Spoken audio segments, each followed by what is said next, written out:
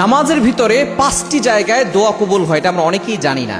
আমরা শুধু দোয়া করা যাবে কি যাবে না সেটা নিয়ে অনেকেই মতানৈক্য করি, তবে নামাজের ভিতরে যে দোয়া করলে আল্লাহর কাছে দোয়া কবুল হয় সেটা আমরা অনেকেই জানি না। তবে এই দোয়াগুলো আপনি ফরজ নামাজে করবেন না, আপনি নফল নামাজ যেগুলো পড়েন, বিশেষ করে তাহাজ্জুদের সময় এবং অন্যান্য সময় যে নফল নামাজগুলো পড়েন, এই সময় আপনি নামাজের ভিতরে এই 5টি সময় 5টি জায়গায় আপনি আল্লাহর কাছে দোয়া করবেন, আল্লাহ পাক রব্বুল আলামিন সাথে সাথে কবুল করে নেবেন। নাম্বার 1, 1 নাম্বার হচ্ছে যখন আমরা তাকবীরে তাহরিম আল্লাহু আকবার বলে নামাজে দাঁড়িয়ে যাই, আল্লাহু আকবার বলে যখন দাঁড়িয়ে গেলাম, এই তাকবীরে তাহরিমার পরে কিন্তু আমরা অনেকে সানা পড়ি, আল্লাহর প্রশংসা করি।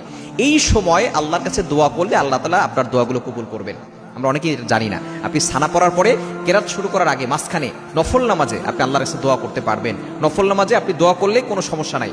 আপনি যখন এই সময় দোয়া করবেন, যেই দোয়া করবেন আল্লাহ তাআলা সেটাই কবুল করে নেবেন। দ্বিতীয় নাম্বার হচ্ছে রুকুতে যখন আমরা যাই, এই সময় আমরা তাসবিহ পড়ি সুবহান রাব্বিয়াল আযীম, আল্লাহর প্রশংসা করি।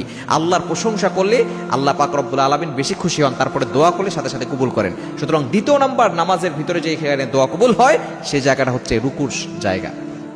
রুকুতে গিয়ে আপনি আল্লাহর কাছে নফল নামাজে দোয়া করতে পারবেন ইনশাআল্লাহ। এবং 3 নাম্বার হচ্ছে সেজদায় গিয়ে। সেজদায় যখন আমরা যাই তখন আমরা কেমন যেন মাথাটাকে একেবারে জমিনের সাথে লাগিয়ে দিই, তাই না? অনেকে মনে করছে এই মাথাটা আমরা কার্পেটের সাথে লাগাই, টাইলসের সাথে লাগাই। লো আকরাবু মা ইয়াকুনুল আবদু হুয়া সাজিদ, যখন কোনো বান্দা সেজদা করে তখন তার কপালটা আল্লাহর কুদরতি পায়ে ঠেকিয়ে দেয়। ওই সময় আপনি তাসবিহ পড়ার পরে আপনি বাংলায় আল্লাহর কাছে দোয়া করতে পারেন, আল্লাহ পাক রব্বুল আলামিন